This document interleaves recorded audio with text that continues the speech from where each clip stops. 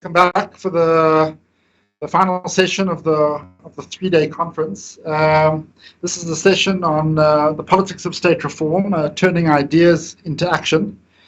We have again a remarkable panel. The DG in the presidency, the most senior administrator or bureaucrat in South Africa today, Phindile Baleni.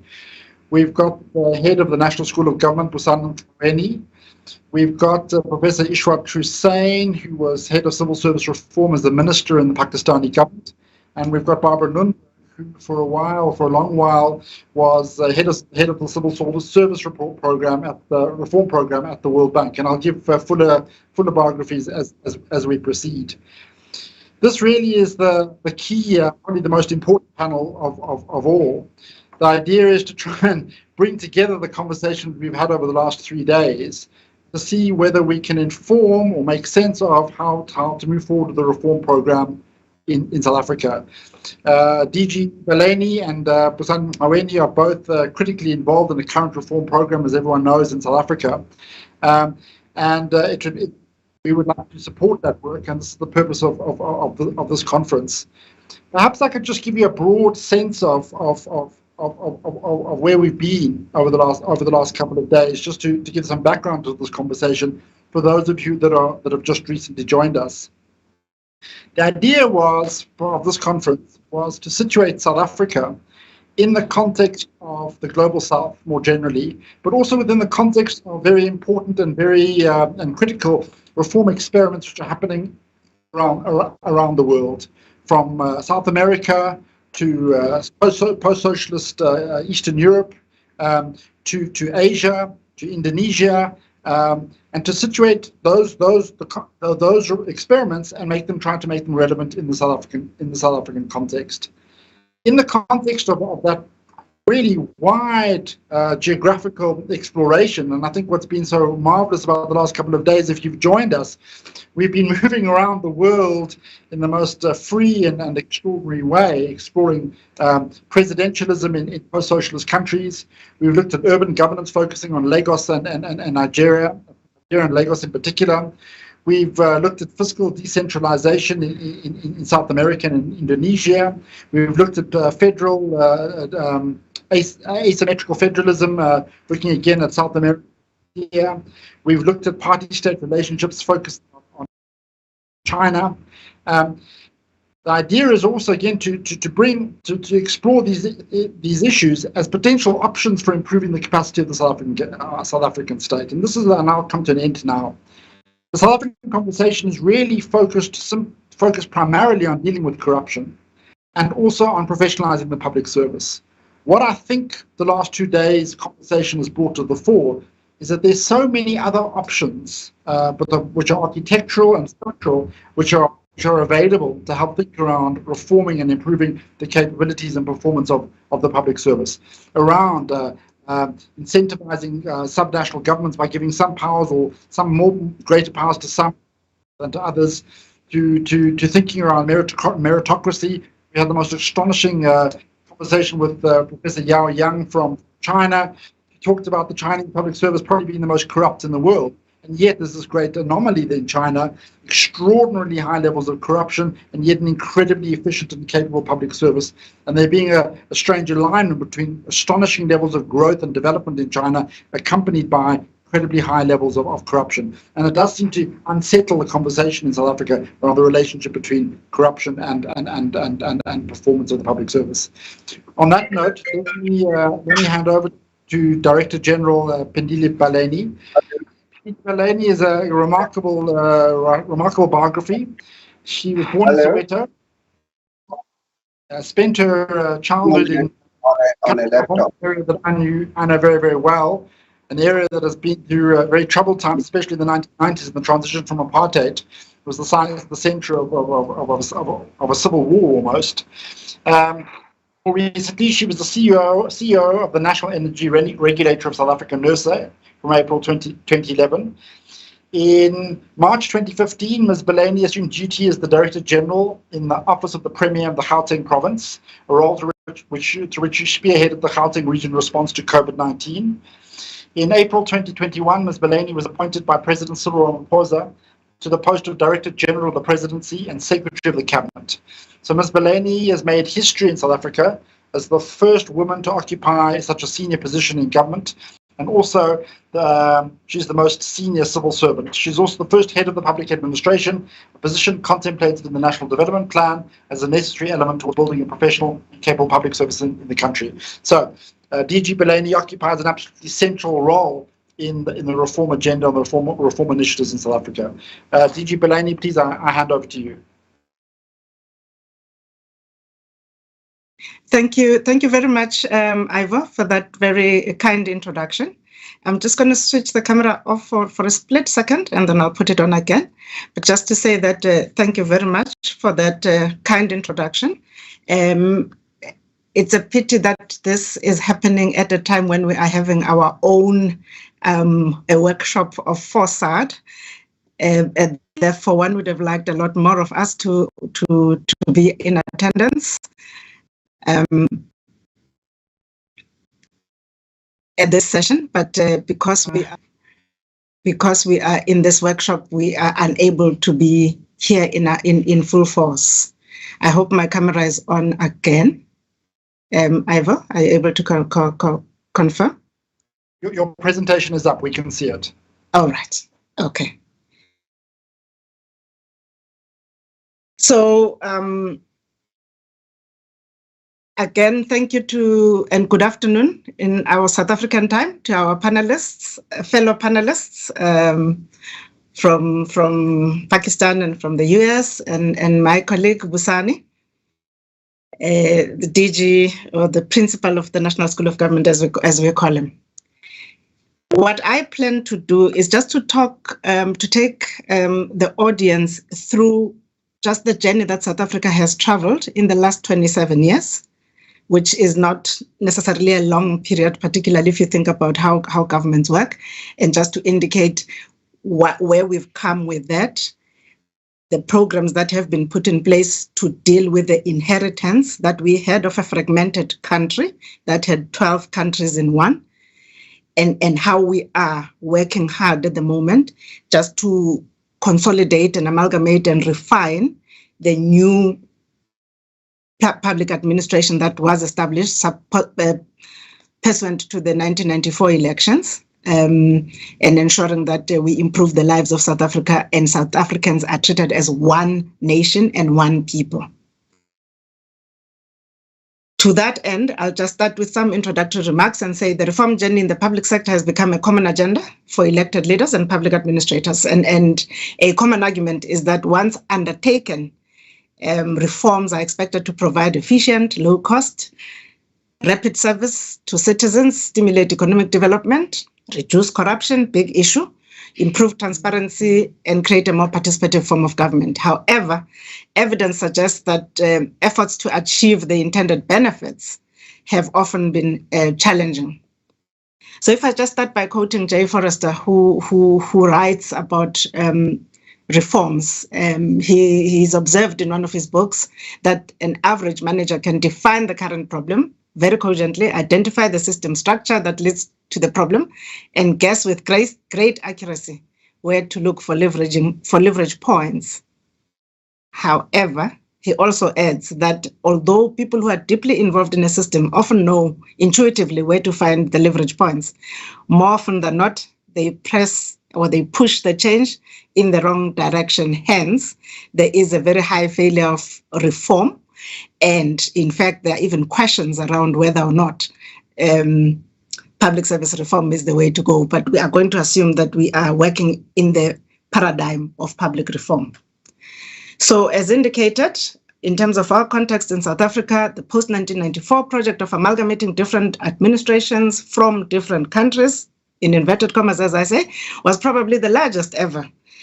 And relatively very successful because we now have a single country, a single flag, a single people called South Africans. And some of the key success factors to this restructuring were based, this restructuring was based on sound principles that were contained in a cogent document, the RDP. And it was also informed by a process of rigorous multi-party and multi-stakeholder negotiations through the CODESA process. And this set the tone for the new system that would then go on to put people in the center. New parliament had strong political will and produced a number of legislative frameworks that aided this process. And amongst others, for example, a lot of white papers, so the policy choices by the new government, a lot of these white papers were approved. Amongst them, in 1995, a white paper on the review of the public service was released. And even as we sit here, we are implementing and are informed by the policy that's contained in that white paper. This white paper, for instance, led to, amongst others, the Presidential Review Commission. 2 years later, a white paper on transforming the public service was specifically released, and this was labeled Batupele. And Batupele means putting people first.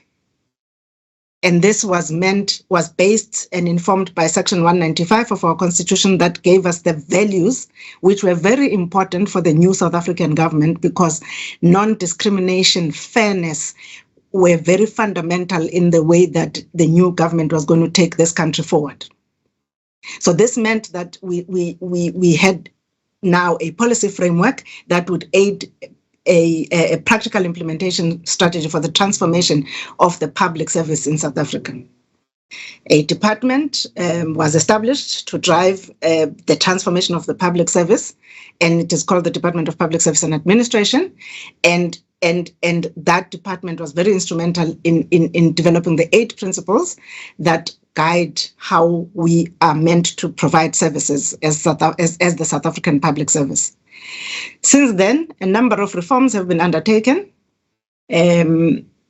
most of them, as I indicated, informed by that white paper and the Constitution. So speaking from the vantage of the office I occupy, the presidency, which often is the center of government, the Constitution gives the presidency a number of responsibilities, amongst them, just focusing on that one, the development and implementation of national policy through coordinating and ensuring that all departments are facing in the same direction. Possibly a lot of colleagues here know what the center of government does, but just for purposes of anchoring the presentation, I do want to state that the OECD Center Stage report from 2015 defines the center of government as the body or group of bodies that provide direct support and advice to heads of government and the Council of Ministers or Cabinet. And the center of government has had certain very traditional functions, often being Cabinet Office, communication. But of late, centers of government have been pushed to be more involved in policy development, policy implementation, policy coordination, including, in fact, some implementation due to some failures that have occurred underneath centers of government. So generally, a center of government office, which is what we are and what we do, is that we provide a range of services from strategic planning to real-time policy, advice and intelligence, leading and managing departmental policy initiatives, and most importantly, monitoring and evaluating periodically the progress that we are achieving. At the core of the function of a center of government, at the core of the function of the center is supporting the president and the deputy president. So that's just the obvious parts of what the presidency does. We also coordinate various actors in the policy process and ensure quality and capability of the policy system. We typically act as the guardian of overall strategic direction of government, because departments are given the authority to implement in accordance with the portfolios that they hold. The center also translates political intent to line departments. What we've found is that we require a high level of expertise in facilitation, networking, ability to influence, because it's not only about position. That sort of leadership is very limited. So you indeed need to be able to be a facilitator, to be a networker, and to be able to spread your influence through the departments, who are experts, by the way, most of the time. Just diagrammatically to indicate, as I indicated right at the center, it's the presidency, but the other departments that are within the center of government, and these ones are located in the second layer in the presidency, the Government Communication Information Systems, the Department of Planning, Monitoring and Evaluation, the National Planning Commission, Statistics SA is also located within that black circle. And of course, we've got the department that looks at the targeted groups, women, youth, and persons with disabilities. And in the outer circle, just broadly in terms of functions that are center of government in their nature, even though the departments are standalone and their line functions, DPSA, as I had indicated, almost like Group Human Resources of Government, COGTA, Department of Cooperative Governance and Traditional Affairs, that's responsible for coordinating and overseeing and ensuring that municipalities in the country receive support in terms of Section 154 of the Constitution from national departments and provincial departments. In the National Treasury, dealing with the resources and resource allocation, and international relations and cooperation, spreading the influence of the country and the country occupying its position internationally, and fulfilling roles of the international and global agenda. I've described that. I'm going to go past this. So what are we doing to reshape the center of government to ensure that we are effective in our ability to coordinate and move departments in a particular direction? The old question would have been, how do we ensure better collaboration, better coordination? And the response in the earlier years, so the colleagues who we regard as heroes for having cemented and consolidated the democracy of this country, started out by establishing the cluster system where departments are grouped in clusters. You've got the economic cluster, governance cluster, social cluster, justice and crime prevention cluster, international cooperation. And those clusters have been established. We have run them for some time. However, from time to time, we need to, and we do stop to review and check whether or not we are effective in achieving what we meant to achieve. And so we would have asked the top question a little bit in the past. Today, the sorts of questions we're asking is, how do we leverage the presidency for strong leadership and efficiency in the light of just managing major disasters, new risks, new crises? How do we optimize on the use of technology, digitization for IR to ensure better service delivery, but also better ways of working? How do we balance the issues of independence and the need for integrated action through creating agencies and responding at this juncture in South Africa to the challenges of state capture? So you can look at issues of architectural reforms, and there would be some risks that would be attached to it. Facilitator, I'd like to skip a few of the slides because just trying to save time and staying within the 20 minutes. So amongst some of the risks that one would look at would be, for instance, considerations around labor, problems of problem solution capability, new other problems that we look at, from hierarchy type mechanisms or to network type mechanisms of coordination. Most possibly more relevant, more towards conclusion, I would like to talk about how we have approached proposals to change the basic architecture of the post-apartheid government. So firstly, we say that the evidence-based decision-making is critical to avoiding and repeating mistakes of the past. We need to use research, we need to evaluate and check the impact and how things have worked or have not worked, and understand what is it that didn't work. So we're not looking at a fundamental reshaping of the architecture of government. Perhaps other colleagues would argue that it's time to do that. At the moment where we are, the choice we have made is to rather refine and just make sure that we rebase some of the things that we're doing. We have to do this following a broad-based dialogue in the form of CODESA, and in most policy conversations that are happening now, it's a missing element, and we need to go back to our roots and start involving citizens meaningfully. Of course, the cost-benefit analysis model has to be applied, and the sequencing as part of implementing strategies does become a big challenge, and that's one of the areas that we haven't mastered yet. Of course, there would be a number of needs and a number of competing interests that we have to deal with. The need to grow the economy, the GDP. However, given the state and levels of poverty in the country, how do we use and reallocate resources to achieve justice and redress the imbalances of the past?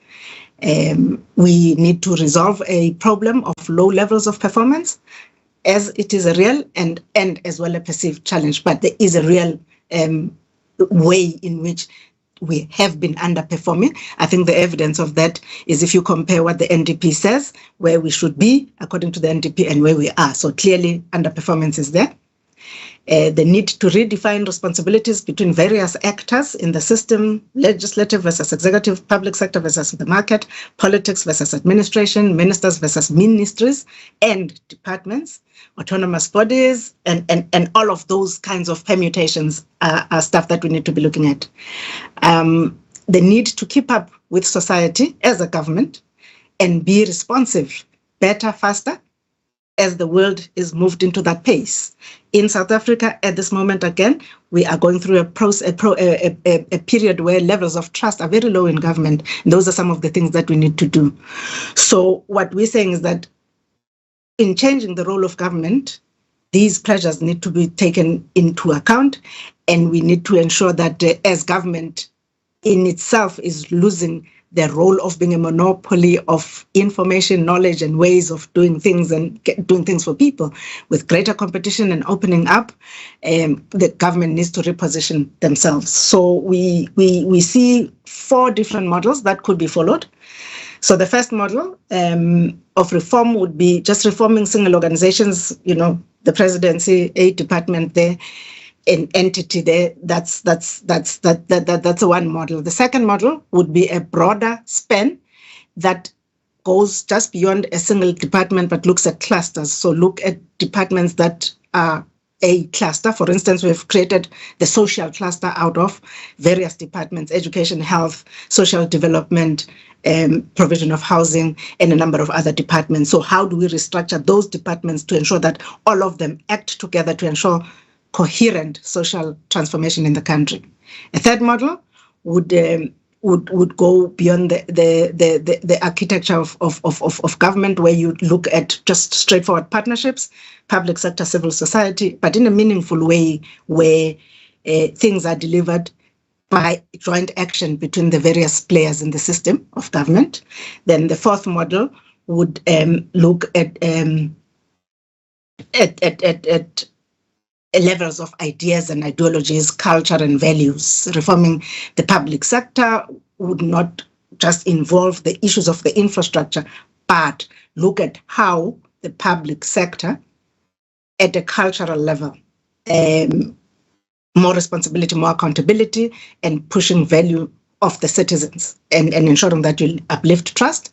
Then the final model is a society-wide one, which would say, through public dialogue, look at the system as a government, start by looking at the needs of the people, and then provide, as opposed to at the moment where government knows that it needs to provide, but sometimes we miss the nuance of the needs of a particular geography, particular grouping of people, particular class of people, and those are some of the areas that we would have to. And just to say that generally, as this team, we hadn't thought that we are at a point where we're going to take the architecture and turn it upside down. We are looking at, for instance, issues of building state capacity, and that would involve reforming some of the aspects of the public service and not necessarily fundamentally changing it and putting it apart and rebuilding it. So at this point, Ivor, I'd like to conclude by just saying that those are some of the ideas that we're working on. We as the presidency are looking at the presidency of the 21st century as we are looking at the priority one of the sixth administration of building a capable, ethical, and a developmental state. Thank you very much. I hope I got the session going. Thank you, Ivor. You definitely got the session going. I think what is so fascinating is this idea of a reform initiative, from what I could understand, driven from the central government, as you put it, seeking for ways to influence or intervene in departments and thinking around different models, but essentially building the capacity at the centre of the state to intervene through the government system. So I think you put on the table a very interesting design question for a reform initiative. So that'll be something very interesting to think about going forward. So you've definitely initiated things in a very exciting way.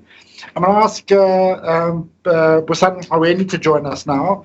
Busani, again, if you don't mind me saying, a young man with an extraordinary career already. Currently Director General of the National School of Government. I think I called you the principal of the National School of Government, but I think that's not incorrect either. Before that, he was head of the policy and government services in the presidency. He was before that chief of staff to President and Deputy President Cyril Ramaphosa in 2014. He also served as the chief of staff to Deputy Presidents Kgalema Motlanthe, Baleka Mbete, Phumzile Mlamulka since 2007. During his tenure, he was part of the presidency team that oversaw strategic national priorities like the national AIDS response, preparations for the 2010 FIFA World Cup, setting up the national minimum wage through NEDLAC, reforming of visa regulations, the Eskom War Room, public employment programs, and most recently he's the convener of the War Room on the National Health Insurance and is coordinating the Reimagine National Strategy project. So Busani is clearly someone who is both from the point of view of the National School of Government occupying a key site, but has been involved in some of the most important and exciting reform experiments and processes in the country. Busani, over to you. Thank you to you, Ivor. Thanks, my colleague DG, and all the other panelists who are here. It's great to be having a conversation with yourself at this important conference reflecting on state reforms. I was able to join via YouTube one or two sessions, and the ones that were giving international perspectives were very refreshing. We thought I will come after DG Baleni because he was giving that overview. There are specific things that in my presentation I would like to talk about. It's 10 slides, but I'll cover only a few of those slides, and in particular take you through what we are proposing through the professionalization framework that we're working on as a National School of Government on behalf of the Minister for Public Service and Administration, and you'll be able to establish some connections between that as well as what DG Baleni was talking about just now. So let me just look for the presentation, if I can get it, or someone else I think might load it for me. Raphael, are able to load it? Yeah, but I do say that as DG indicated, that for the current administration, there is a priority, which is that of number one, which is that of building ethical, ethical and developmental state, and this was a very deliberate decision, in fact, to make building state capacity as a number one priority, as opposed to what had been there in the system before. It was out of a realization, thank you, it was out of a realization that you can have great policies, you can have resources, but if your institutions are weak, those will not have desired effects. And we do know that over time, institutions do lose their steam unless you go back to recalibrate those institutions. And so by making building of state capacity the number one priority, you are focusing the whole of society onto dealing with things that are very critical in getting society moving. And so you'll see in the third slide, for example, let's say we outline what is contained in this particular slide. We outline what we mean when we talk about professionalizing the public sector. Please note, reference is to professionalize the public sector, not the public service, because we're looking at more than just what is defined in law being to be the public service, which is national and provincial government departments. We're talking about the entire public sector, including elected officials as well.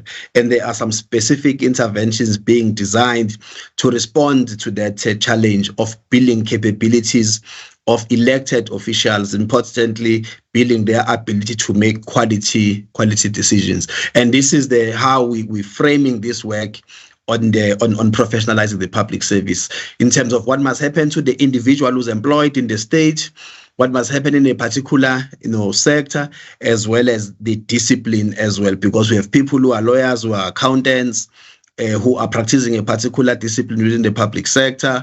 There are rules that are there in the sector that determine what ought to happen to those individuals, but also we have to deal with issues at an individual level, which is more about the attitude and attributes that people bring and display in the cause of delivering services to the people. In the next slide, we show you a summary of the framework. What are we proposing in this regard? And we talk about the 5 pillars of the framework. DG Baleni has elaborated on one of those pillars. In fact, yourself, Ivor, when you're doing an introduction, your reference to building Hopper and what is proposed in the National Development Plan covers one of those pillars, which is the 5th pillar.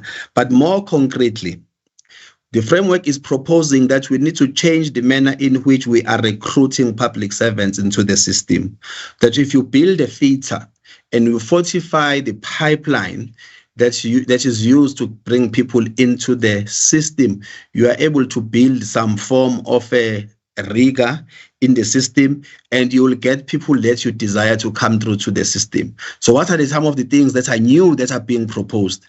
You will know that in South Africa, it's very few people in the state are expected to write integrity test when they join the system. The police are expected to, and at SARS, at the SIU. But myself as a Director General, when I was being assessed for the position, I was never asked to do any integrity testing. Now, in institutions where they do apply this integrity test, they may never be foolproof. However, they assist in eliminating, the immediate risk, as it were. So we are proposing, as part of recruitment and selection, there's got to be integrity tests. So you do them beyond just for, police or people in security cluster, as is the case currently. Also, as part of that first step of recruitment and selection, we are proposing that, and I will make an example of myself for ease of reference. I applied. I got interviewed. I was shortlisted with 2 other people. We were sent to do a competency test. That competency test actually did nothing in a sense of saying, I'm not capable in A, B, C, or D, therefore this is the type of training that I must receive.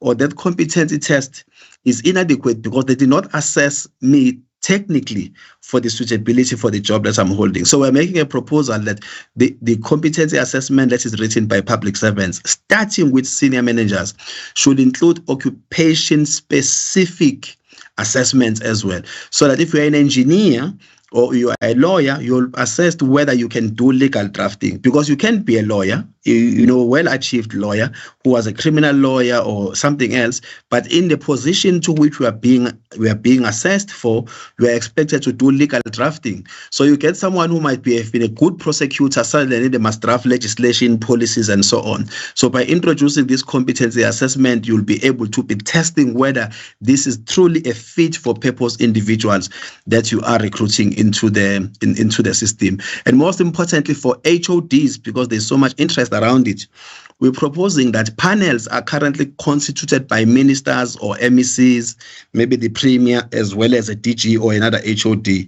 We're proposing that the Public Service Commission must play an active role in the recruitment and selection of HODs by putting in place panels of experts, so that when they are looking for a DG, of say science and technology, and there is nobody amongst the ministers or in the panel who has a background in that regard, the Public Service Commission will be able to bring people who have got expertise in this regard, and we are able to have these interviews being regular and test the suitability of the candidates. On induction and onboarding, some of you who've done work in the private sector, you will know how important induction and onboarding is in the system. It's that sometimes it doesn't happen. You can take someone who's been the best engineer at a blue chip firm somewhere, works in government. You are now expected to chair bid committees. We're expected to work with the unions. We're expected to work with the ministers and councillors, politicians, and other form of stakeholders. And where you came from, you might have just been a specialist. So induction is very crucial to get people to succeed in their work, because they will understand what the requirements are of their job. They will understand how to navigate politics, who the stakeholders are, and they will understand fully their roles and responsibilities, even within the context of the legal prescripts that may be applicable to them. The fourth pillar is around the planning, performance management, which is very critical, because oftentimes we recruit interns, very sharp and bright people, but we don't always do proper planning across the public sector. We end up losing those people, even those who will have spent money on them on bursaries. And because the rules that apply today, I'll give you an example. If you are trained as an accountant or as an actuarial scientist to work at National Treasury, they gave you money and you went and you qualified, it will take so long for you to move from being an intern or some very junior at a cadet level up to becoming even a weekly manager. So they tended to leave. So there has to be some adjustment in the rules to allow for better, succession planning in department, and also to do performance management well, including doing consequence management, which is what everybody complains about in the public sector, and that is real in the private sector. There is active consequence management in that regard. And this also requires that we empower the managers themselves. As you will appreciate, in the public sector, there are just in the national and province, there are 1.2 million employees and 9,500 senior managers. 9,500 managing 1.2. But I do argue, based on my own reflections, that 50% of the problems are caused by the failure to manage by these 9,500 people who manage these million plus people. So issues of consequence management are very key in this regard. And fourthly, continuing learning and professional development. We make an argument as a National School of Government that public sector employees, as part of a bigger reform agenda, must be regarded as pilots, which means in order for them to keep their flying license, they must constantly return to the simulator, because it doesn't matter how many hours of flying you have. Doesn't matter what type of maneuvers you can do on air, or whether we are flying the biggest passenger jet or we are flying, some high specialized military jet carrying nuclear weapons. You will continue and consistently return to the simulator, because you are mastering the craft of the work that you are doing. And that is what this pillar is saying, that it must just be understood that public servants, both elected and appointed, must constantly return to the simulator, because the world they are managing, the world we live in, is so complex, such that 2-3 years ago, a pilot would have flown without consent for people wearing masks. They had to return to the simulator to know how to fly, with the possibilities that inside the aircraft itself, there could be someone who might have COVID. Pilots in all material times, they are trained, they understand what will happen if there is a lactating, a woman inside an aircraft, because they go through all the training and all those eventualities. And we are saying that public servants need to receive that type of training and continuous development. More so as we seek to bring new and newer skills, modern skills into the public sector, you will need to do that. There are some rules around it. It is not effectively happening, and that is why we think it would be groundbreaking if there were decisions that these things must be done and they must be compulsory. And finally, the fifth pillar is making proposals that will affect in the main those who occupy top positions in the public sector as a whole, including having the DG in the presidency being the head of public administration. In the provinces, the Constitution, the Public Service Act already confers them those rights, by the way. So the idea is to make it at a national level as well, because the courts have ruled that the president is the employer, and therefore the person who should be the chief advisor on managing the career incidents of HODs at a national level should then be the DG in the presidency. Now we think that we call them the mandarins, these top layer managers, so they've got to be trained such that they are effective. We're also proposing that we extend the tenure of DGs, because currently it's 5 years. I can tell you now that there are people whose contracts are ending next year. They don't work for the year before the contract ends because they are busy looking for the next available opportunity because of the instability that exists out there. Even if you do 10 years, you still have exit clauses in those contracts. You still do strict and tighter management, more than what has been done before. And of course, the framework is proposing some changes in terms of the current performance management management arrangement, because the system currently is such that, DGs can't be rewarded, not monetarily, but cannot be acknowledged even if they were to innovate and do some groundbreaking things. The system of managerial performance is very narrow. It doesn't have the citizen at the center, and this framework is making a proposal that this is what we ought to be doing. So this is but one small part of a bigger program that is happening. There are amendments being made in the Public Service Act, amendments being made in PAMA, the PFMA, to empower the HODs and to make sure that there's proper delegations.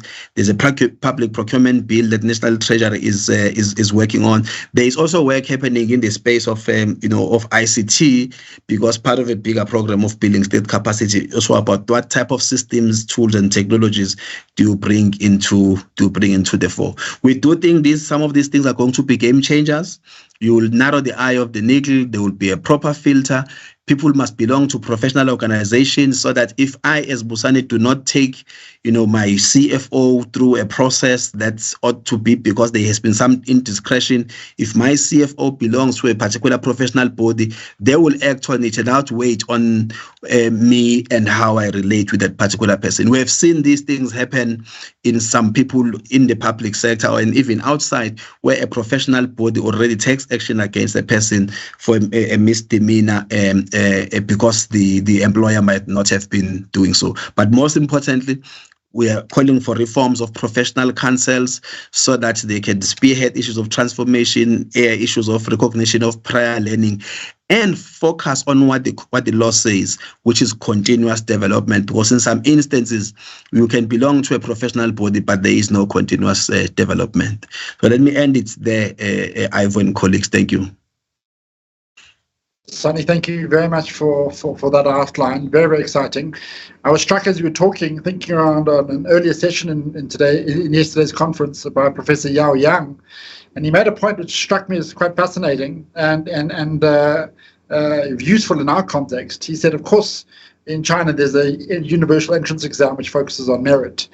But the real way of managing our civil service in China is through very meritocratic promotion processes. So the way in which they really control the performance of departments is through incentivizing promotions on the basis of performance. And I think that's something very interesting to think about in the South African context.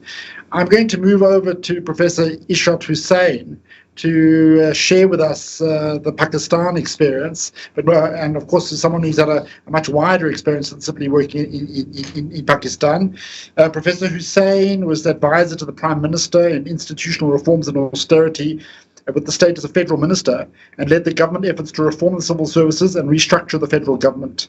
During 2016-2017, he was public policy fellow at the Woodrow Wilson Center in Washington, D.C. During this tenure, he produced his latest book, Governing the Ungovernable, which was published by Oxford University Press. It sounds like an absolute must-read for South Africa. He served as the chairman, National Commission for Government Reforms for 2 years, from 2006 to 2008, with the status of federal minister, reporting directly to the President and Prime Minister of Pakistan. He was appointed to the governor of Pakistan's central bank in December 1999. I'm going to stop there. Professor Professor Husain, I know we're struggling with your camera, but we can definitely hear you. I'm going to pass over to you. It's a great honor to have you and introduce you to a South African conversation. Please go ahead. Thank you very much. Can you hear me? Okay, thanks very much. Thank you for providing me this opportunity to share what we have done in Pakistan with this very illustrious group of participants. As you know, Pakistan inherited the British colonial civil service system, and which is remained intact more or less without any architectural changes in it. Because we have a federation, so the federal government and the provincial governments are the two main pillars of the administration. And under the 18th Amendment to the Constitution, the provinces have been given much more autonomy and powers. And the local governments, which are also part of the Constitution, have not yet been fully empowered to carry out their responsibilities. So this third tier, where the most of the interaction between the government functionaries and a common citizen takes place, is still very much missing in the present context. It worked very well in 2001 to 2007, and the local governments were very responsive to the needs of the local communities and were able to carry out a lot of important functions which are missing at this moment.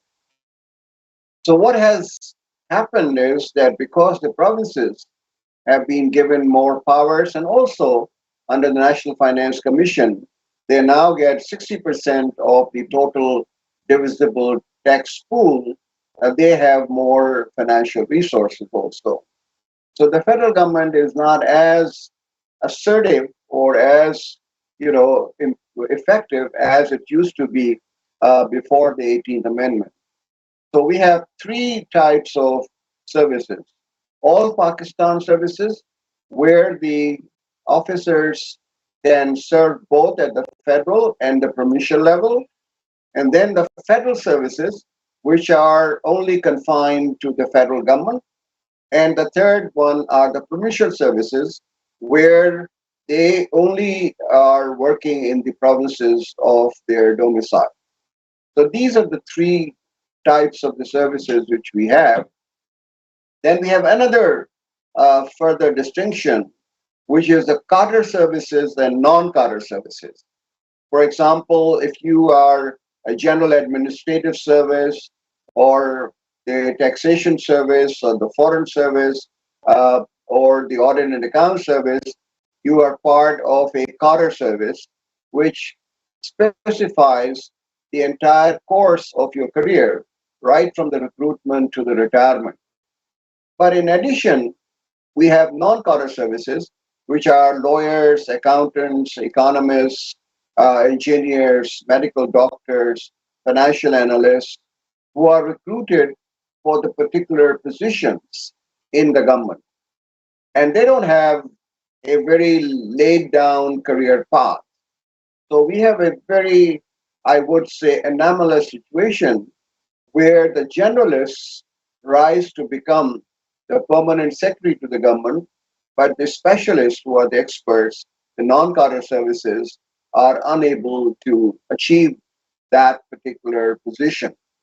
So the reforms which I was involved in, both as the chairman of the National Commission for Government Reforms, as well as the institutional reforms advisor to the previous prime minister, our endeavor was to integrate and provide the same opportunities for both the cadre and non-cadre services, because the world is becoming quite complex and we need the inputs of the specialists in the decision-making process. For example, if you are in the Ministry of Petroleum and you know that the other party, which is arguing for their case from the private sector, can hire a lawyer at $1,000 per hour fees, and the government doesn't have the kind of capacity to negotiate and to draft the kind of concession agreement, in ultimate analysis, we would be a loser, and therefore we want to strengthen the capacity of our ministries on the technical matters by bringing in specialists. And this is a struggle which is not without much resistance, because the established generalist scholars who are now entitled to these top positions by just matter of their seniority are very much resisting any move to broaden the scope of the civil service promotion recruitment. So we decided that the only way we can try to improve the capacity is through a whole of the civil service value chain approach rather than just pick and choose, because picking and choosing will not have the same kind of impact if you do this in components only. So we start with the value chain from recruitment and induction. And we say that there must be an open merit-based comparative system for all positions of the officer grade recruited by the federal and the provincial public service commissions, which consist of very top-ranking individuals of integrity and competence who do not belong to any political party. So we don't want the politicization of the recruitment stage. And this has been a feature since the independence of Pakistan, that public service commissions are highly respected, and despite all the evils of our services, public service commissions are still held in great respect. So we want to strengthen the powers and the scope of activities of the Public Service Commission. And we also, as Mr. Busani said, we want to link the occupational expertise of the individuals with the job description. So if you are recruiting a person, for example, in the Ministry of Planning, then if this person is being recruited for population planning section, then his or her background and academics may be appropriate, but we should test him at the time of recruitment whether he or she is suitable to carry out what is described in the job description. So this element is missing right now, and we propose that the specific testing of the knowledge and the competence in the subject matter, which you call as a domain expertise, should be introduced by the Public Service Commission.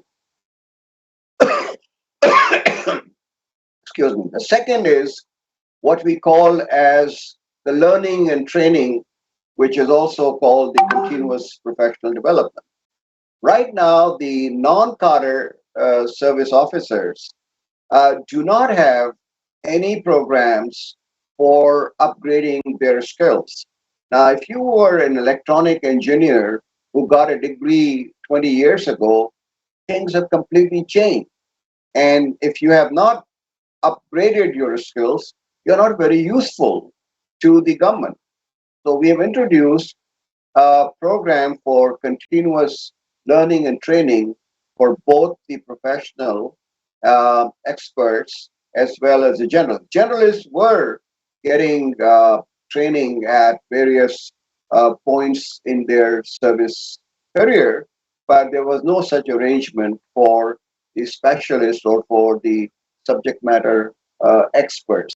And that we felt was costing us a huge fortune, because we were preparing projects which were worth billions of rupees, but we ended up with cost overruns and time overruns because they were not designed by the kind of knowledge and expertise by the government engineers. So that is a flaw which has been identified, and we want to carry this through entire service career. The third part of the component of the value chain is the performance management. Right now, the system of the performance appraisal of a government servant is highly subjective. And we wanted to establish the goals for the year, the key performance indicators associated with those goals, and a system of open communication between the officer and the subordinate so that they can identify what are the developmental needs of the officer. So you have the performance assessment for the future, but in order to equip yourself for the future, you must also be given the opportunity to train yourself in those skills, both the soft skills as well as the technical skills where you are weak. And I think this would make a difference as far as incentivizing the promotions to the next grade are concerned, because right now, performance appraisal is, in my view, a very, very unsatisfactory process where everybody really moves according to the seniority or to the length of service. The fourth element is the career progression, that you have people who have to move, but everybody is not qualified because the pyramid gets shrinking every grade, and therefore there should be a promotion board, a central. We have now a central selection board which has certain criteria for promotion, which are based on your performance, on your learning and training outcomes, and your own skill sets, which you have demonstrated, or whether they fit in with the future requirements of that particular, career path. So that selection board meets and evaluates all the candidates and who are eligible for promotion and selects only a handful of them who fulfill the criteria. So this is a very powerful incentive for people to improve their performance and their learning and training in order to get promoted. The fifth element of our reform package of the value chain is the compensation and benefits. Unfortunately, we have a very lopsided governmental structure where in the federal government, 95% of the people are in the support staff, which are very low skilled, and they get away with 85% of the entire salary and wage bill. While the officers and the specialists, who are really the backbone of the government services, are getting very little, only 15% of the wage bill. So our proposal is to in the substitute the paperwork with the e-governance, where everything is done electronically. So the need for all these messengers and all these clerks and assistants and others, which occupy a much larger proportion of the workforce, are replaced by the electronic communication and exchange and data warehouses and dynamic websites, so that you do not really require all the notings and the filing, which is the present pattern. And therefore, you can pay the savings from attrition of these subordinate or support staff in form of higher compensation to the officers and the specialists, and you can attract some very good people who are very reluctant to join the government because the compensation packages are not very attractive. And the sixth element, the final element, is on the retirement. Now, the pension bills have become a big headache for the government. So we have proposed that instead of the defined benefits, we should move for defined contribution for the new recruits of the government, and they make contribution of what percentage of their salary, which is then matched by the government. And those funds are then handed over to a fund manager to invest. and those returns will be paid to them at the time of the retirement. And we also introduced what we call as the compulsory retirement. If you're not promoted at 3 consecutive times, or your performance reports are not very satisfactory for 3 consecutive years, and you are given the chance to improve yourself and you don't do that, then at 20 years service, when you have completed that, which will be about 45 years or 46 years of your age, you will be asked to take a compulsory retirement so that you can pursue some other profession or some other job in the private sector or in the non-governmental section. So these are the kind of reforms as far as the whole value chain is concerned. But for the top positions, which is the deputy secretary, joint secretary, additional secretary, and secretary, we want to shorten this vertical hierarchy by giving only 3 positions, which will be the joint secretary, the additional secretary, and the secretary. And they will be recruited from among all the cadre and non-cadre services on a basis of a comparative exam and interview and the assessment of their performance record. And you could be an engineer or you could be a general administrative service officer. Everybody will be eligible to compete for these positions. And we call them, as in many countries, you have senior management service. We call them as the National Executive Service. And there will be clusters. One cluster will be for general management. The second cluster will be economic ministries. The third cluster will be on the social sector ministries.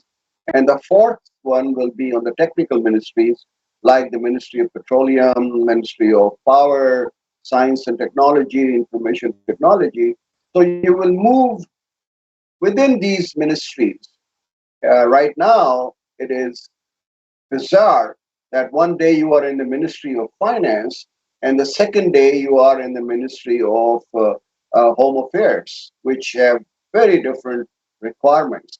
So we wanted to, even at the top positions, bring in some kind of a specialization and rotation, and on-the-job experience really are the tools which equip them to build the capacity to take these very difficult and complex decisions at the top level.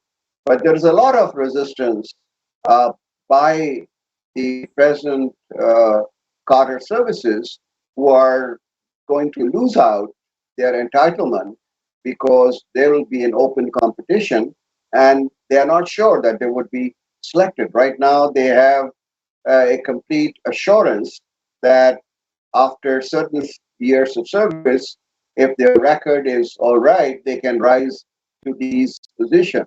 But once you introduce a much broader competition, their entitlement disappears. So this has been a bone of contention, and this proposal of the National Executive Service has not yet been accepted by the cabinet till I left the government, but I don't know what the future would be. Finally, I personally believe that we have to strengthen the local governments.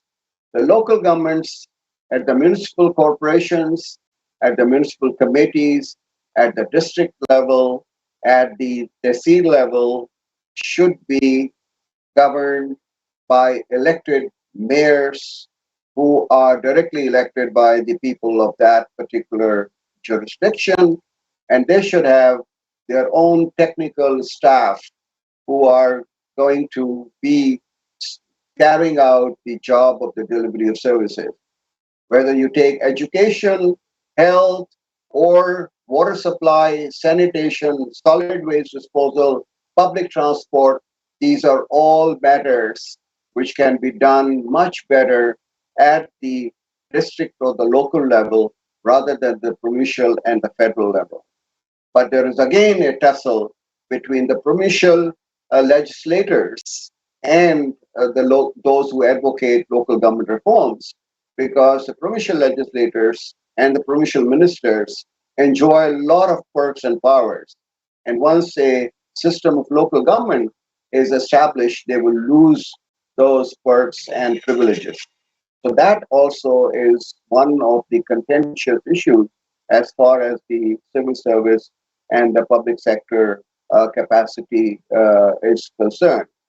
So these were some of the issues which I thought would be of interest to a lot of people who are engaged in the reform of the civil service. Thank you for providing me this opportunity. Professor Husain, thank you so much for those thoughts. I was thinking, as you were talking in relationship, your comments in relationship to some of the comments that Busani Ngcaweni made in relation to introducing a occupation-specific competency test in the South African context, and I was thinking that South Africa seems to face the opposite challenge to the one in Pakistan. That in many cases we have generalists in the public service, and what kind of resistance will it produce if one's introducing more specialist exam or tests or competency tests in relationship to those roles? It's almost the opposite of the problem you have. I think you've also put your finger on something absolutely fundamental in South Africa. It's quite clear that in South Africa, apart from some very, very small areas, local government in South Africa is in collapse. So when the DG opened up by referring to this as an approach around the public sector rather than the public service specifically, to what extent of the South African reform initiatives do they focus on local government? So some very, very interesting ideas coming up. My mind is full of ideas and questions. We've got a huge audience, so there are hundreds of questions coming in. I want to take a few. Dr. Barbara Nunberg is our last speaker. You've been listening in now. Dr. Nunberg is the leading expert on international public management and governance, specializing in civil service reform in developing areas, which she consults to a wide range of non-profit and government organizations and has published extensively. She is currently Global Human Development Practice Fellow at the Edmund A. Walsh School of Foreign Service at Georgetown University and a Senior International Development Advisor with Certus Analytics. Much of her career was at the World Bank, where she headed the public sector reform program for the East Asia Pacific region. She holds a PhD in political science and an MA in Latin American studies from Stanford University and a BA from Barnard College. Dr. Nunberg, it's an absolute pleasure to welcome you to this event. You've been listening, so I'm going to hand over to you.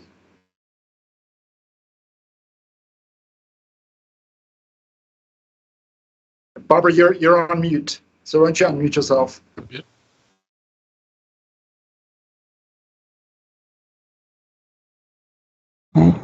Thank you so much, Ivor, and thank you for the opportunity to participate in this incredible discussion and to listen to these fellow panelists. It's really extremely enlightening, even just to hear the comments this morning. I was unable, unfortunately, to listen into the previous panel, so I hope that my remarks are not going to be completely off the mark in terms of relevance with the concerns that have been raised in the earlier sessions. Before I start, I just want to say a quick word about my own engagement with civil service reform and governance around the world, so that you have a sense of where I'm coming from. I started my career at the World Bank as a kind of lonely political scientist back in the day, and then through a succession of positions, worked in over 80 countries in every geographical region on the human resource aspects of public management, both at the national and subnational level. And I just mentioned that Ishrat Husain was my boss's boss when in one of my jobs at the bank. So it's really lovely to hear his rendering of what's going on in Pakistan and to follow his later career. I then shuttled back and forth into academia and consulting briefs. And so this is all to say that my perspective is very much that of a reflective practitioner. And in my case, one who's made my share of mistakes in action and judgment and then have tried to learn and improve going forward. So I hope my comments can be taken in that spirit. What I'd like to do in my time this morning is to cover 4 areas. First, I want to set the stage with a couple of very general principles to keep in mind about the civil service professionalization agenda. And second, I want to sort of cherry pick from the experience in other countries where I've worked that might point to some interesting lessons for South Africa's reforms. And then third, to raise some ideas about how to think about and actually how to navigate the politics of civil service reform, where I think some of the pushback against proposals might come into play. And then fourth, try to provide a little bit of from the field wisdom on the process of reform and how to move the agenda forward, which I guess is the remit of this panel in turning ideas into action. So let me make a couple of points about these broad points about the general principles that are related to the civil service professionalization agenda that we sometimes, I think, lose sight of. And the first one is it's about merit. It's about how complicated the notion of merit is and how widely interpreted it can be in different organizational or country settings in the civil service. There's a danger that interpretations of what constitutes merit can get rigid and sclerotic, and therefore it really needs to be changed and updated periodically to reflect educational, technical, and social advances or value shifts in society as a whole. And I think we're hearing from our speakers that that's already on their minds. So there's really no one-size-fits-all approach to appraising or measuring merit. It can be through exams, as we've heard, or interviews or assessment panels and a whole range of mechanisms. And there are also lots of institutional arrangements that can be organized to ensure checks and balances and accountability to reinforce merit. So we're hearing about public service commissions and so on. So merit it's a moving target. It's not a constant and it's not a given. And I think it's also worth noting that just in the kind of ether and in the literature now, there's some recent critiques that contend that the whole notion of merit, if not thoughtfully applied, can serve to exclude marginal groups from rising in public and private institutional milieu. And that also suggests, I think, reinforces this idea that merit is in the eye of the beholder. And so the point I take here is just that we need to be concerned sometimes about, when we're extolling the virtues of meritocratic processes in the civil service, that we can get sort of mechanical and we can run an automatic pilot. And I think we need to take a breath and think about exactly what we mean by merit and professionalization.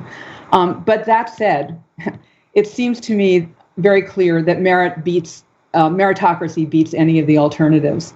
My own sense from working in the 80 plus countries I mentioned above is that meritocratic practices are really, really crucial in recruiting civil servants. And I know, again, my colleagues on the panel have already spoken to this point. But these are the cadres who are the raw material for everything government does. And if you don't at least try to get the best and the brightest into the administration at the outset, you're seriously undermining state capacity in the longer run. I don't mean here, though, to dismiss any of the other civil service human resource practices that very much benefit from the introduction of merit. Again, some of which have already been mentioned by my colleagues here: promotion, remuneration, discipline, performance evaluation, and so on. And there are big debates on each of those areas as to how you use merit and when it works and when it's less effective. But I, again, come back to the role of merit in recruitment as trumping everything else. So that's the starting point. And I would like to make sort of one other broad related point, which has to do with the role of political appointments in government and how these should be balanced with civil service cadres who are appointed on a neutral basis in public administrations. It's a huge topic, but I think that the weight of international experience comes down on drawing a clear distinction between political actors and neutral, apolitical civil or public servants. It goes without saying that where this bright line between these two classes of public servants is drawn varies tremendously from country to country. The German, UK, French, Japanese, and the US systems, for example, do this very differently from one another. And in reality, there can be quite a lot of wiggle room or informality built into the service rules. And sometimes the distinctions are temporal. So civil servants might be working on a neutral basis in their posts, but they may leave or be seconded to assume political roles under some conditions, or they may ascend to political roles later in their career, which is often the French system. So finding the sweet spot of what two sort of pillars of public administration, Aberbach and Rockman, call the neutral responsiveness of the public service is a challenge that every country confronts. And I don't want to get into the distressing governance breakdown that I think has been taking place in my own country, the U.S. of late. But the one thing I will say is that if not for a reasonably apolitical, nonpartisan civil service in the U.S. at both the federal and the state levels during the previous presidential administration, the erosion of institutional policy norms that we've been witnessing would surely have been a lot worse. And I'll just hold that up as my kind of polemical statement of my presentation.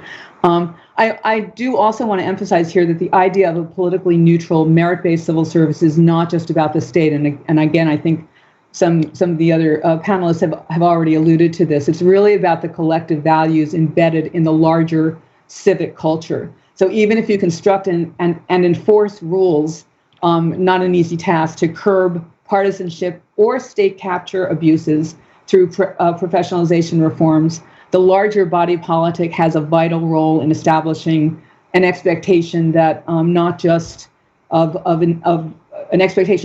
enhanced performance, which is hugely important, but also of a profile of a merit-based core of civil servants committed to neutral service to citizens, whichever political party is currently in power.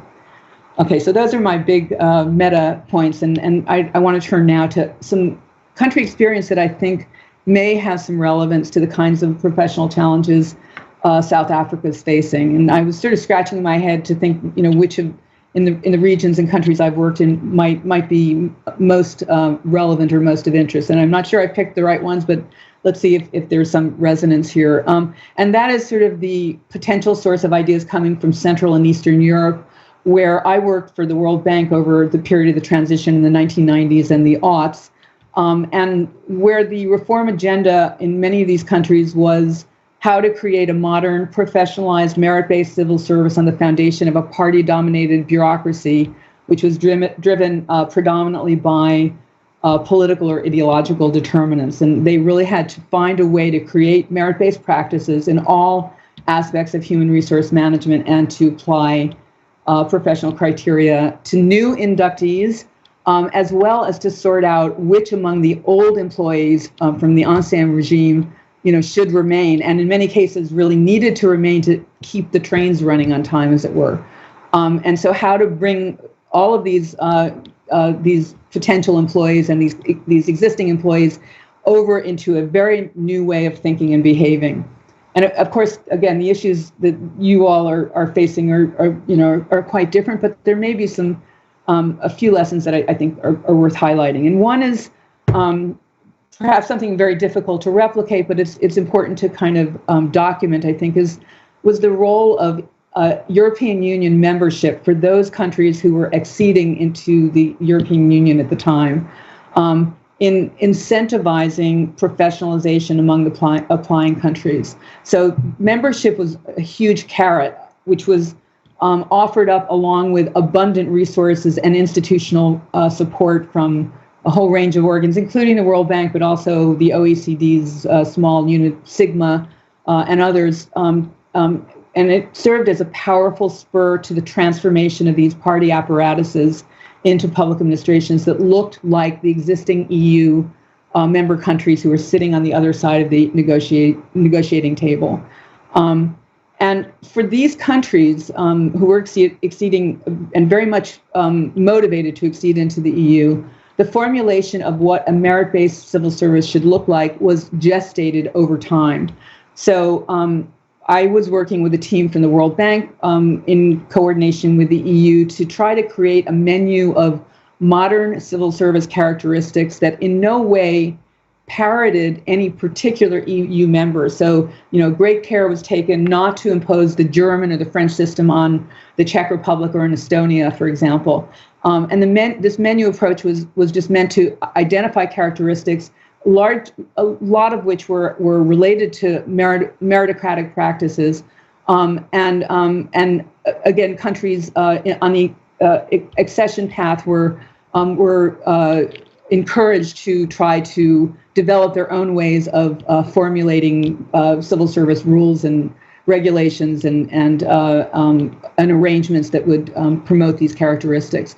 And I think this menu approach was something that multilateral organizations like the bank, in principle, were trying to pursue with various of their other clients, including China, I know, which has been participating in these discussions over the last few days.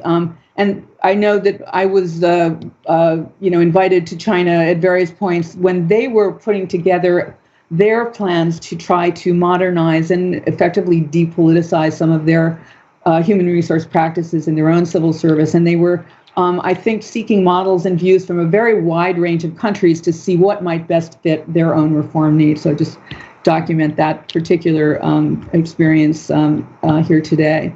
Another Central European and Eastern Europe lesson, I think, that should have been obvious, but frankly wasn't at the time, was that even in the wake of the collapse of the Soviet Union and the Eastern Bloc, the temptation to reinvent the state from zero was dispelled by the evident overhang of institutions and people, not just from the 50, or in the case of Russia, 75 years of communism, but actually from the previous administrations before communism was even introduced. So, the bottom line lesson was there was no tabula rasa. So even, for example, if you looked at some of the administrative apparatuses in many of these countries, which were ministries that were operating very much like the kinds of semi-autonomous agencies that the advocates in the West of then the New Public Management were proposing and creating, most of the countries in Central and Eastern Europe really preferred a much more traditional Weberian public administration model that harkened back to their pre-communist institutions, or in fact that resembled some of their near neighbors in continental Europe, like Germany or Austria. And again, this is not replicating, whole cloth those systems, but there was a kind of inclination to go with what felt familiar and somehow had these primordial sort of links to their own past. And I think that the task of depoliticization in Central and Eastern Europe was very much tied up with lustration, which was the word that was used for cleansing the government cadres of the bad old guys from the ancien regime. And this was rarely systematic, though, and countries like Poland, which introduced stringent proscriptions on political affiliation for civil servants in their civil service law, their civil service charter, came up with ways to apply merit-oriented exams both to new recruits as well as to serving officials who wished to remain in their posts. And it was contentious, but they did manage to push it through.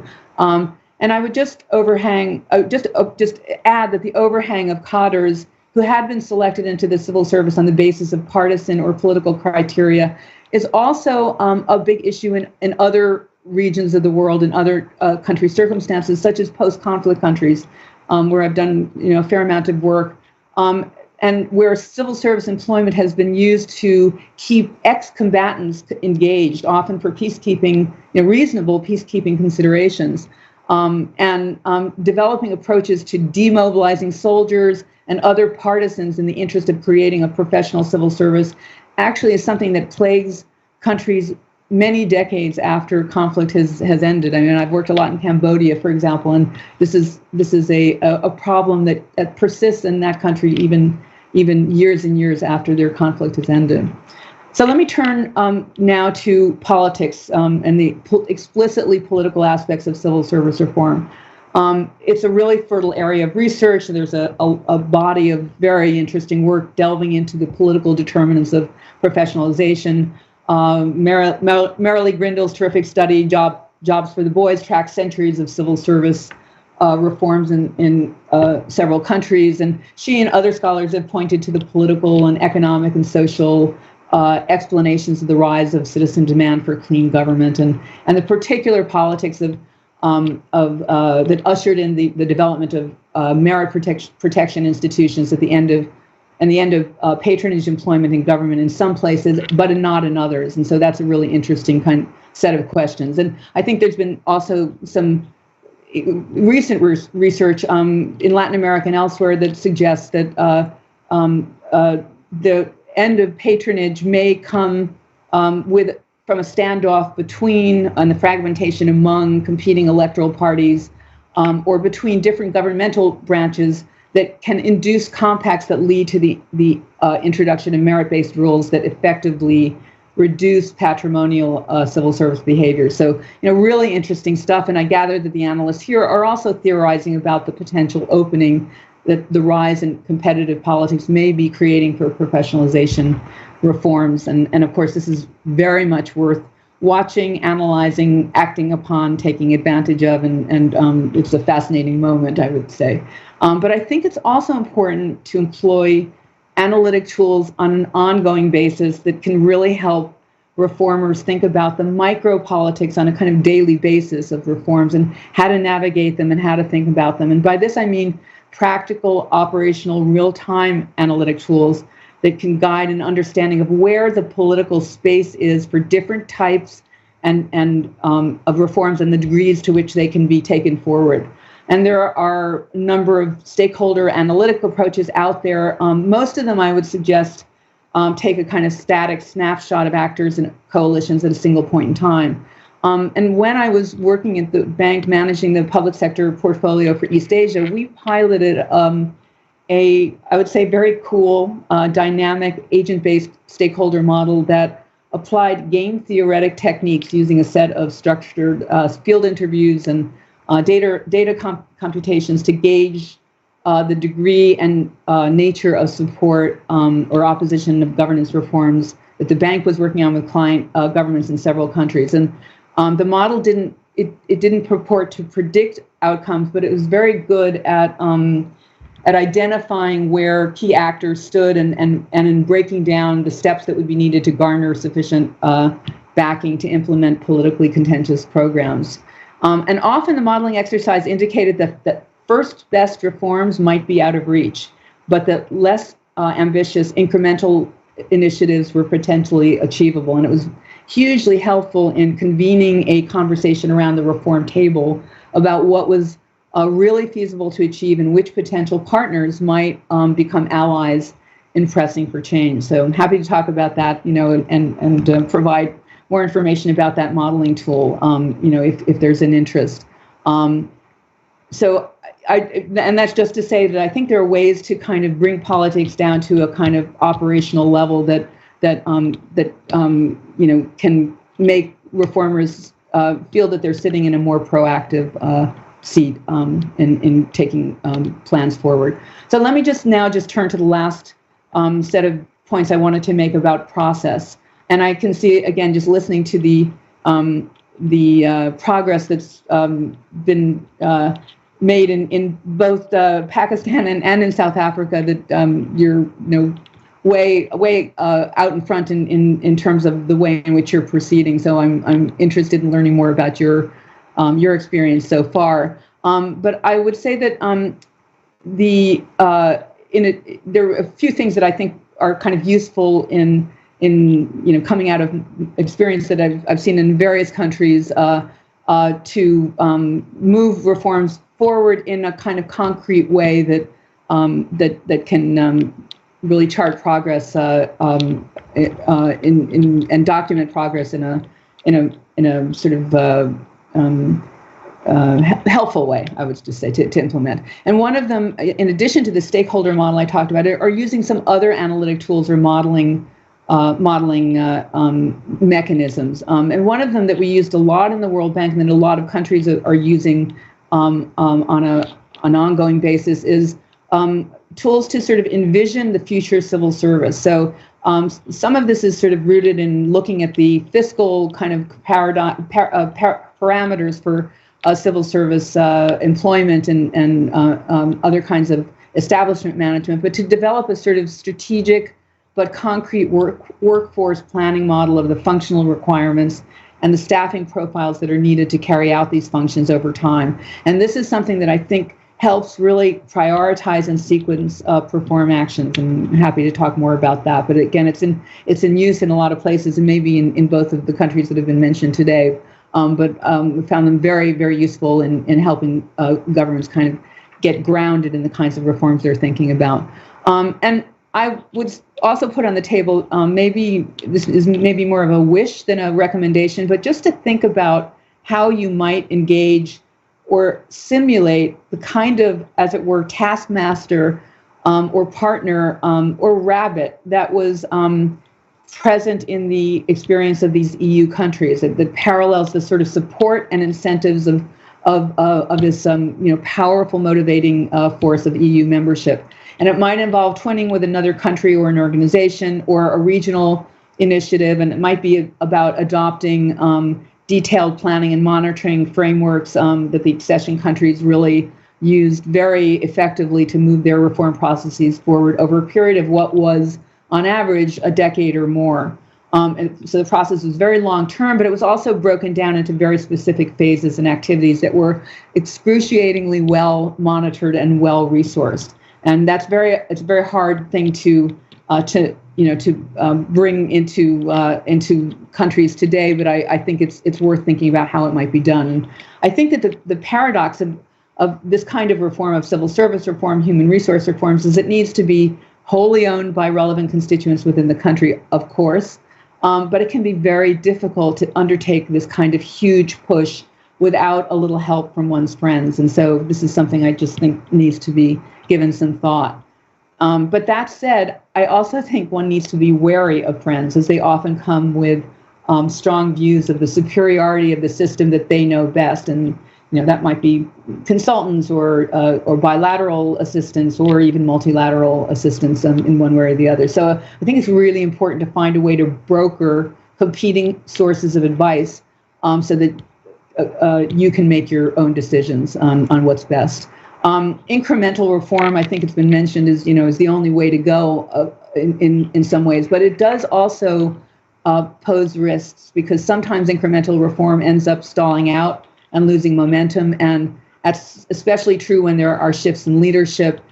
So I think that piloting and evaluating on an ongoing basis is really important to sort of build in a kind of demonstration effect, and of course to ensure flexibility so you can adjust the course of actions midstream, and then scale up, as support and again effectiveness is demonstrated, and keep everybody's eyes on the benefits of reform. And I think that's really a key to successful implementation, and that's been the case in a number of countries I've worked in. And I guess I'd just make the last point here on process and end here, and that is just to say something about reform leadership, which I can see is also, something that my fellow panelists have given a lot of thought to, and it's a truism, but it is true that reform leadership can make or break a civil service reform, because reforms often languish in many countries that I've worked in because they're assigned to relatively low-level, sometimes isolated authorities within the state or within the system that don't have the status or the resources to disseminate meaningful reforms. And these kinds of professionalization reforms require, of course, high-level policy decisions and legal strokes of the pen. I mean, those are essential, but they also depend on behavioral changes deep inside the administration that usually rely on the engagement and mobilization of well-placed and well-supported champions. So I would hope that any reform that's contemplated here is going to give a lot of thought to how to kind of spread the word and disseminate the kind of enthusiasm that I can hear at the table for these reforms deep into the system. So let me stop there and thank you so much. Robert, compelling, fascinating intervention there, which raises so many questions. I have my own questions. We have a huge audience. We've got dozens of questions coming through. We'll come to those. We've got a bit of time. The panel was designed specifically to give us a little bit more time than the other panels. I would like to give DG Phindile Baleni and Busani Ngcaweni maybe generate a discussion amongst yourselves. Do you have any questions amongst yourselves or reactions to some of the presentations? So Barbara, any reactions to what you've heard? Professor Husain, some reactions to what you've heard? Let's start there. Oh, should I start? Yeah. No. Thanks for that. The Pakistani experience is quite interesting. It's as if we have been reading and copying each other's documents. The type of reforms that we are talking about and what's happening in Pakistan is interesting. In fact, Prof, I've got a date with colleagues, my counterpart from the Pakistan School of Government. They are visiting South Africa in 2 weeks' time. So we're hoping to exchange ideas with that delegation when they do come to South Africa shortly. And just to say, maybe, Barbara, at times people forget that the age of South Africa and the age of some of the East European countries is more or less the same. The difference is only, a year or two in some instances. And so the experience of state reforms in South Africa today and the experience of state reforms in some of the East European countries might be to some degree the same. And of course, there were different trajectories of evolution of the states prior to that, which were different. Here it was a narrow, tribalized, racialized, focusing on saving the few. Whereas in some of those countries, they were part of a much bigger, union which had its own trajectories. And the conversation around depoliticizing the state is important to the extent that you professionalize, you depoliticize, so that the decision to appoint people, the decision to make policy are based on science and evidence and not necessarily based on party loyalty. And that you must remove the discretion of the individual, that the process must be transparent and must be based on certain, systems and framework that can be verified, and the courts will refer to that as being rational. That decision was a rational one. However, there is a danger, and we see this in institutions where people have done some, trial. There is a danger that when senior civil servants, in particular, are seen or treated or regarded as machines who have no appreciation of the political economy, who do not understand the agency and context, that those people might have a risk of removing the citizen from what they are doing, because everybody is looking at efficiencies only, and we are not looking at the impact of the program that you are having. And we do argue, personally, I make this argument, that public servants, no matter how competent they are, if they do not understand or appreciate the political economy, might in fact not have the impact. So their expertise might not have the desired results. And by that, I mean, you must understand that if you increase the speed and the efficiency and the rate of delivering a service, you are impacting on the national political economy. And that if you are sleeping on duty, you are perpetuating poverty, unemployment, and so on. So there's got to be balance around, this idea of depoliticizing, and that it does not mean people who have no appreciation of the national political economy, because they are very, imminent risk that I see there. Thanks, Ivor. Baleni, do you have any comments that you would like to make or questions to ask the other speakers? Thank you, Ivor. Just a question to Barbara. Just to say that she started her input by talking about almost like external stimulants to raising standards. What other types of stimulants could be utilized in the absence, or if you choose not to go with external stimulants? Thank you. Professor Husain, do you have any questions for the others, or any comments?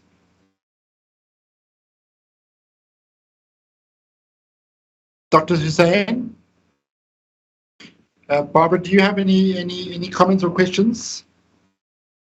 Well, I was wondering just about the degree to which, maybe this is for both my South African colleagues, this could get kind of interesting to discuss the politicization and so on, but just what measures are you including, if any, or thinking about to sort of draw this line between, if you are, I absolutely take Dr. Busani's point about sort of political awareness and sort of sensitivity on the part of civil servants, and I'm on the same page with you on that count. But is there anything in train or in the plan to draw a brighter line between political appointees or political actors in government and the civil service? I mean, is that on the agenda, or is it something you're thinking about, or is it something you are not thinking is a good idea for your country at the moment? That, I guess I would put that to both speakers. Before you answer those questions, let me bring in some of the questions from the audience. As I said, the audience is huge and we've got lots of questions, but they fall broadly into two categories. There are a series of questions related to Barbara's last question around managing politics in the public service, patronage, politicization, what measures and how does one potentially counter that? Barbara, you raised a very interesting question around the notion of merit itself, problematizing it. In South Africa, the history of merit is particularly contentious and controversial, especially because during the apartheid period, the notion of merit was used almost as a weapon against black people. So there's a strong history of suspicion around policies or regulations that appeal to this notion of merit. So can we think a little bit about what merit consists of in the case of the public service, both that it's controversial and yet it's unavoidable, from what I'm hearing from the various panelists? How do we negotiate that tension? So that's the one set of questions. The other set of questions, and let me read it out because it's typical of many other questions. It's addressed to Professor Ishrat, but it's to Professor Husain, but it's a question which I think applies to everyone. And his question is this, I think a very interesting question, and it speaks specifically or especially to DG Baleni's questions around 4 models of intervention and which one in South Africa is being used. So my question is, given your long track record of working directly on civil service reform efforts, what would you say is critical for a reform process to achieve its results? Is it about having a very detailed technical plan, or is it more important to have strong political leadership, or is the order in which the reforms are implemented more important? For example, first improve recruitment, then training of civil servants, except, in other words, is incremental experimentation or kind of a single plan which one rolls out? And what are we doing? And what are we doing in South Africa? So those are the sort of cluster of questions. There are lots of nuances, and I've lost out, and I'm because I'm summarizing. There's subtleties there which I've left out, but nonetheless, that's the broad sorts of questions. I'm now open to the floor. Dr. Husain, are you still with us? Yeah. All right. Can you hear me? Yes, now I can. So have you heard some of those questions? Yes. I heard your question, and I'd like to respond by saying that there is a symmetry between the pains of reforms and the benefits from reforms as far as the time dimension is concerned. Because if you are taking drastic measures in order to bring about changes in the status quo, all the blame will come on the party which is in power at that particular point of time. But the benefits will be highly diffuse and will accrue at some distant point in the future, which you cannot actually fathom. And therefore, this asymmetry between the incidence of the pain and the incidence of gains is one of the major stumbling blocks between the implementation of the reforms. Because the party in power says, why should I incur my political capital in order to disturb the present equilibrium? When the elections are held, I would be blamed by these losers of the reforms which are identifiable, which are organized, and they will blame me. For example, all our efforts for privatization of loss-making public enterprises have failed because the political party in power says that people will come on a strike and they will mobilize other opposition parties in support of their cause. So we will lose our political support. So we should not do this. But if you don't do this, your fiscal deficits are going to rise. Your borrowing is going to exceed acceptable levels. Your inflation is going too high, but the benefits will accrue because in some other time in the regime of another political party. And that, I think, is the problem of the political economy of reform.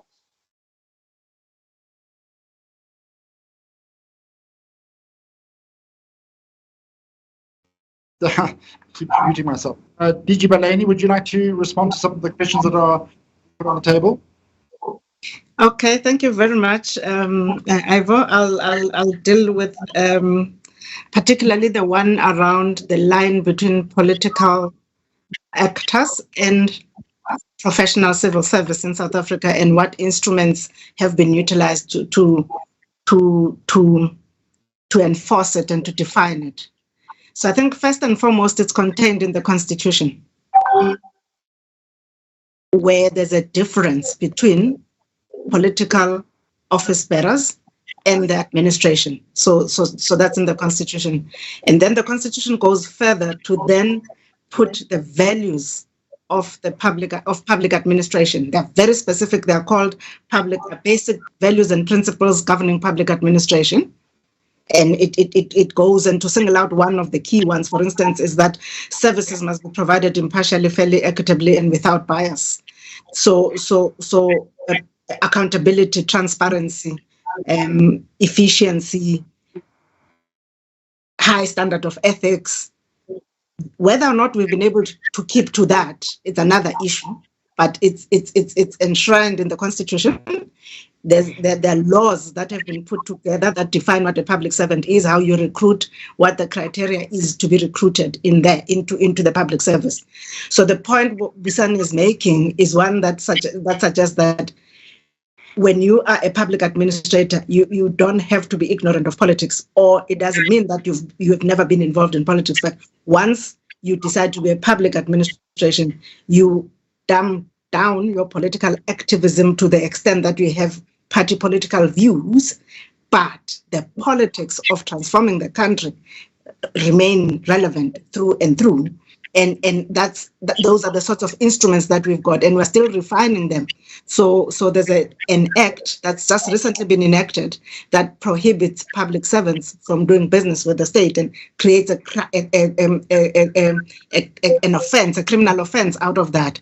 But it's all still under development. So we don't have the full suite of instruments, but the basics and the fundamentals are there. I don't know what Busani would say, but that's just one of the things I'd like to respond to. No, thanks. Maybe just building on that, I would like to draw your attention, Barbara, and others, to a section in the Constitution of South Africa, Section 197 of the Constitution, which says that public servants must loyally execute lawful policies of the government of the day. So the government of a day, whatever it is, even with coalitions as we see now in municipalities, that coalition will design and decide on the program of action which public servants are expected to loyally execute, regardless of how they might ended up in that position as public servants. So by law, if you refuse to execute a lawful program, then in fact you don't belong into the system. That is important. So there's one way of bringing the politics into it, because political parties bring their own political manifestos or programs of action into office. And if you think that you are working for a political party and you have a different idea, you might as well not be there. That's the first thing. Secondly, on the question of merit in China and merit in the US, the way it has been, theorized today are two different things. In the US, merit, and I mean, they've been reading a few books now. There's one popular book that, talks down on meritocracy. In the US, it's about, a patronage system that, narrows the gap only to children of certain individuals. As you will know that in France, the president of France has even dismantled and recreated the National School of Government, because there was a problem in a sense that only children of the few were going through the system, going through ENA, and they ended up working in senior or strategic positions in the public service.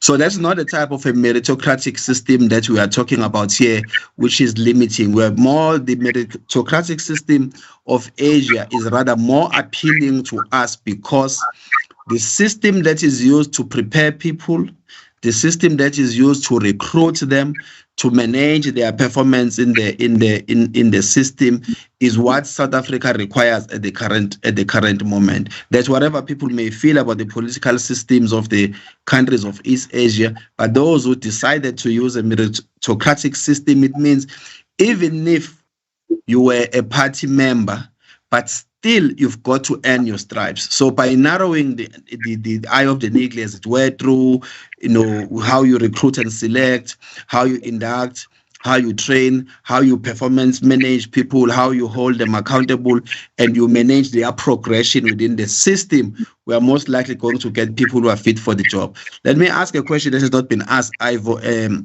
Someone said, if we implement a meritocratic system in South Africa today, it will exclude a lot of previously disadvantaged people. My answer to that is no, because over the past 28 years, the democratic government has spent billions taking people to school, and we do know that many of the children who are graduating in universities today are children of of the working class, are children of domestic workers, and so on. Therefore, I don't think that, given the amount of investment that the state is putting through higher education, that you will be excluding. If you check public servants now in the public in South Africa, you will find that these are people who come from very poor families historically. So therefore, you will not necessarily be excluding them by introducing a merit-based a system, and you must also socialize people so they understand the political economy and the impact they might have on the system. Fabulous. Thank you so much, Busani. Barbara, we've got 2 moments left of the session. Over to you to do final comments then. Well, I did want, I was given a little bit of time through the discussion to think about Dr. Baleni's question about how to replicate, as it were, what can you do if you're not planning to join the EU or use that kind of mechanism to, to invigorate your reforms. And I must say, even with that time, I don't have a very good answer, because, that may have been a singular moment in history that just benefited these countries. But it could be that it's something about engaging the public, which has its benefits and risks, of course, but engaging the public in a way that you are putting your reforms front and center, and you're tying them to indeed performance on the ground. Maybe, it's pilots where you're showing that there is a connection between these upstream reforms of merit, improving the merit base of the civil service and the public service, or whatever is happening at the subnational level as well, and showing that these reforms pay off. And so, even thinking about Ishrat's kind of very wise understanding of the great risks of meaningful reforms and how unpopular they might be, but if you have an organized way and a systematic and ongoing, continuing way of bringing citizens into the discussion, and show that the reforms are having an impact, I think that's perhaps something of an analog to the EU experience. On that note, I'm going to bring this panel to an end. What has been so exciting about it, I think, is that on the basis of the discussion, there's much to be encouraged by in South Africa. We have a reform initiative being driven with the most senior civil servant in the country. Clearly, on the side of the National School of Government and within departments, an enormous amount of thought and intellectual work is being done around the policies and the instruments to achieve reform. So there's political support. There's impressive technical work going on. Of course, there is a huge elephant in that room, and that is the degree to which the African National Congress as a ruling party will tolerate and accept being pushed out effectively from the operational aspects of government, being moved out of the administration. And that really is the question which South Africa faces, both for administrative reform and for politics going forward.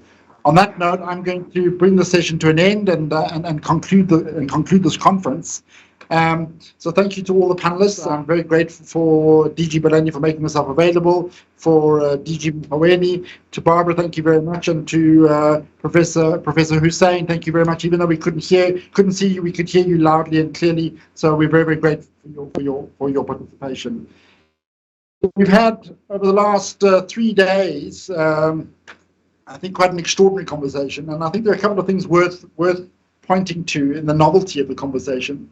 It's something that was raised by one of our Indian participants. This is one of the rare occasions where a very wide-ranging conversation amongst professionals and academics from the global south, ranging from South America through to Central Europe and the former socialist countries to Asia, have been brought together in a conversation convened by an organization from the global south. So much of that kind of convening happens through universities or institutions of the global north. And here we were able to have a conversation amongst ourselves and sharing our experiences. And I think on that ground alone, we should be proud of ourselves. The second is that there's an extraordinary range of experience, of knowledge, of intelligence around the world, which is not just comparable, but it is relevant in our particular circumstances. And what it means to me, and from drawing from one of the big lessons I'm drawing from this conference, is the extraordinary value of thinking and working comparatively and globally within the global south. Like, our histories are very different, our experiences are very different, but in some certain fundamental senses, we face challenges which are homologous or comparable. State capture, corruption, building meritocratic, performance-oriented public services. These are common sorts of challenges. More and more, these are challenges of the global north as well. State capture, I think, is a phenomenon which we can really describe the US in those sorts of terms. So, I think the lessons and experiences of the global south are relevant not just in our circumstances. I want to make a final remark, because it seems to me that there's been a nice symmetry in the conversation. Dr. Mehta, one of our keynote speakers right at the beginning of the conference, emphasized, and I think it's a key point, because we come back to it in the final panel, that public service reform is not simply a technical exercise. It must be grounded in what he called normative horizons.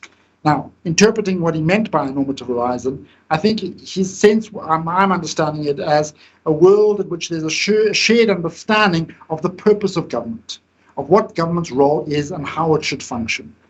I think in the South African context, we built through the Constitution, have a constitutional framework which imagines a certain kind of society and has built and established a whole range of institutions, if you like, to realize that society. That's my understanding of, if you like, our Constitution, and the institutions which come out of the Constitution are our normative horizon. I think we have to recognize, though, that over the last 10, 15 years especially, we have political players and a government in particular and a ruling party that does not necessarily share that idea of society, that idea of politics that the Constitution and the institutions which emerge from the Constitutions intend to realize. And we've had, therefore, a fundamental misfit between the image of the Constitution, the image of society that we are in, where the Constitution seeks us to realize, and the projects and the intentions of elements of the ruling party and elements of society. I think that is a fundamental fracture. There's no easy answer to it. But until we can at least name that problem, I think we're going to end up constantly solving the wrong kinds of problems. In Barbara Nunberg's final address, she mentioned that the question of meritocracy, and she problematized the question of meritocracy in a way that addresses it as a profoundly paradoxical phenomenon. We cannot imagine or cannot think to produce a government system that is effective, that is responsive to the government of the day without dealing without meritocracy. So that's the one side of the problem. And yet what meritocracy is in particular environments, we have to problematize. What was also said, and this is so fundamentally important, and it links back to Pratap Mehta's introduction, is that meritocracy is fundamentally based in a system of norms and values which are social and contextual. In other words, that horizon, that normative horizon, is not just constitutional and institutional. It fundamentally affects the very kinds of cultures and norms and values of the kinds of institutions which we are producing, which means the challenge in South Africa is both the technical challenge of designing right kinds of processes and instruments and organizations to achieve an effective public service, but there's also enormous work to be done at the level of values and norms of what we used to call nation building, if you like, around a common and a shared vision of South Africa. And on that note, I'm going to end the conference just to note that there are going to be many products that come out of the conference, books, papers, all sorts of other kinds of events and engagements. I'm very grateful for everyone that's participated. The audience has been, for me, it's been astonishing. We've had almost over 700 people in sessions over the last couple of days. We've had nearly 3,000 people. It's extraordinary in my mind. Thank you very much. And on that note, I end this conference.